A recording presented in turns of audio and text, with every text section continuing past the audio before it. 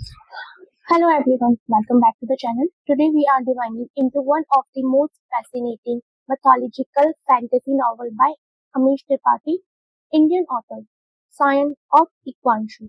This book is the first part of the famous Ramchandra series and presents a fresh, modern, and powerful interpretation of the book of Lord Ram. But this is not the Ramayana exactly as you have heard before. In this version, Ram is shown not as in a perfect god from birth, but as a human being struggling with the responsibilities, politics, emotions, and destiny. The story is filled with action, kingdom politicals, friendship, wars, strategies, emotion, conflict, and powerful lessons. So sit back, relax, and let's explore the incredible world of science of evolution. And if you enjoy mythological fantasy and book summaries, don't forget to like, subscribe, and hit the notification bell. Part 1, The Land of Malaysia. This story begins in the ancient land of Aryavata. Aryavata was a global civilization, but now many kingdoms are slowly becoming weak because of corruption, political instability, selfish rulers, and social injustice. Among these kingdoms stands Kaushala, one of the most respected kingdoms. Kaushala follows strict rule and principles. Its greatest law is called Dharma. Dharma means duty, rightness, discipline, and justice. The ruler of Kaushala believed that society can survive only when people follow rules and moral responsibilities. Kaushala is ruled by King Dashrath. Dashrath is ruler but also a warrior father. Why? Because his eldest son is different from ordinary parents. Ram is highly disciplined, serious, intelligent, and deep committed to Dharma. But at the same time, he is emotional distant and carries the burden of responsibility for a very young age. The kingdom expects Ram to become the future king. However, destiny has different plans. Part 2, Ram's childhood. Ram grows up under strict discipline. Unlike other royal children who enjoy luxury, Ram trains constantly. He studies warfare, political, law, philosophy, and administration from childhood itself. Ram believes that rules are important. He thinks emotion should never overpower duty. This makes him respected but also feared by many.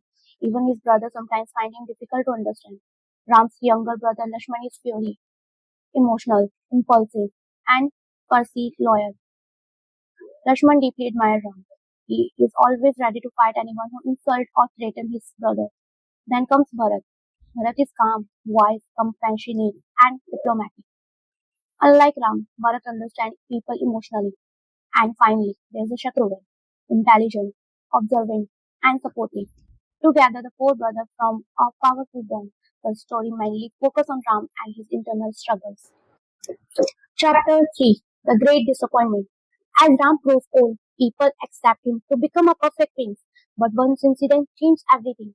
During a military mission, Ram makes a difficult decision. He follows Dharma strictly instead of emotional instincts. Although his intention is correct, the outcome becomes controversial. Many people blame him. Some noble and citizens became questioning his leadership. Slowly, Ram's reputation starts falling. King Dashrath becomes worried. But King Dashrath becomes losing confidence in the prince. This deeply affects Ram. For the first time, he realized that following Dharma is not always easy. Sometimes the morally correct decision can still hurt people. This becomes one of the central themes of the novel. What matters more, rules or emotions, duty or compassion? Ram constantly is struggling with these questions. Part 4, Vishwamitra Mission. One day the great sage Vishwamitra arrives. Vishwamitra is not just a saint, he is also a brilliant strategic philosopher, scientist, and political thinker. He sees potential in Ram.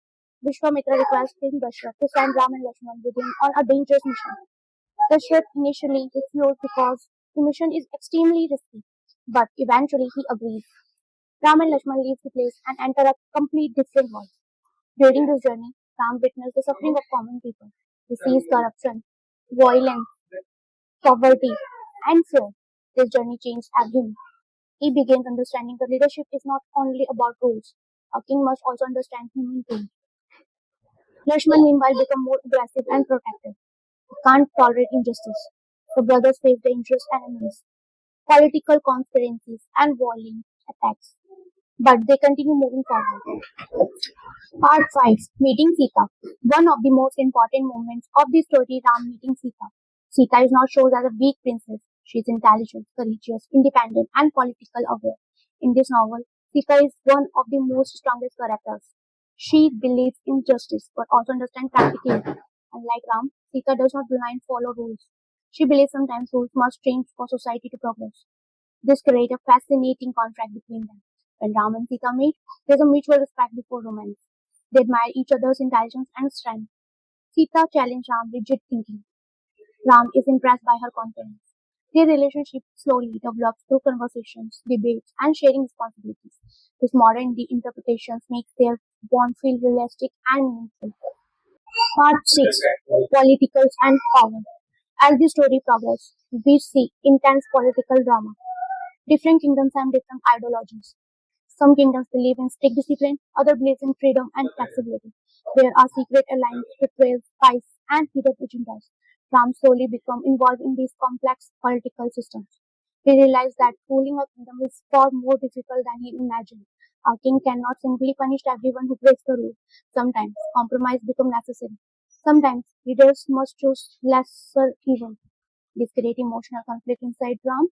He wants to uphold dharma perfectly, but reality is messy. The internal conflicts makes Ram a difficult human being. Part 7. The Fate of Ravan. Although Ravan does not appear full in the book, his presence can be felt throughout the story. People speak about Lanka with fear and curiosity. Ravan is described as powerful, intelligent, ambitious, and dangerous. Unlike traditional portrayals where villains are purely evil, this series adds complexity. Ravan is not just a monster, he is also a visionary ruler with his own philosophy. This makes the future conflict between Ram and Ravan much more interesting. This story hints that the battle ahead will not be easy, good versus evil. It will be a clash of ideologies. Part 8. Ram's Transformation. As the novel continues, Ram slowly evolves. The rigid prince who only believes in rules begins understanding emotions and human complexity. He learns that leadership requires empathy. He learns that sacrifice is necessary. And most importantly, he learns that dharma is not always black and white. Sometimes even good people make painful decisions. This transformation is what makes the novel powerful. Ram is not just as perfect, he struggles. He doubts himself, he suffers emotionally, but despite everything, he continues moving forward because he believes protective society is more important than personal happiness. This is what truly makes him extraordinary. Part 9. Actual battles and strategy. This novel also contains exciting action sequences. There are intense battle scenes, military strategies, and dangerous confrontation. Lakshman especially shines during combat. His aggression and courage makes him a fierce warrior. But the battles are not only physical, there are psychological battles too. Political manipulations, more dilemmas, leadership challenge. Every major decision carries consequences. This keeps the story emotional engagement. Part 10. Theme of the novel. One reason why Science of Ikvanshu becomes so popular is because of its deeper theme. The novel explores duty versus emotions, leadership and sacrifice, law versus compassion, politicals and morality, family loyalty, the burden of responsibility, the meaning of dharma. This story asks an important question. Can a person remain morally good while ruling a complicated world? Ram constantly struggles with the challenge, and that makes his journey relatively even today. Why people love this book? Readers love this novel because it combines mythology and realism. The characters feel human. The kingdoms feel political, realistic. The emotions feel genuine. This book also modernizes ancient mythology without disrespecting it. The written style is simple, cinematic, and easy to imagine virtually. This is why many readers feel like they are watching a movie while reading the book. Sita's character especially receiving praise because she is portrayed as a strong, intelligent, and influential. Ram's emotion journey also connected deeply with readers. Towards the end of the novel, Ram begins accepting his destiny. He realizes that becoming a great leader requires pain, sacrifice, and difficult decisions. The story set a foundation of the large journey ahead. It prepares readers for future conflicts involving Sita, Ravan, Lanka, and the destiny of Aryabhata. The ending leaves readers exciting for the next book in the series. Overall, Cheyenne of Ikwanshu is a brilliant blend of mythology, fantasy, politics, philosophy, and emotional storytelling. It reimagines Lord Ram not as an unreachable god, but as a human being trying to do the right thing in an imperfect world. The novel teaches that True greatness comes from sacrifice, discipline, compassion, and responsibility. If you enjoy mythological with modern storytelling, this story is definitely worth reading. And that was the complete summary of Cheyenne of the Country by Amish Tripathi, Indian author. I hope you enjoyed the detailed explanation. If you want some rise of one most amazing mythology story, fantasy novel, and inspiration story, then don't forget to like the video, comment your favorite character, subscribe to the channel. Thank you so much for watching. See you in the next video. Bye everyone.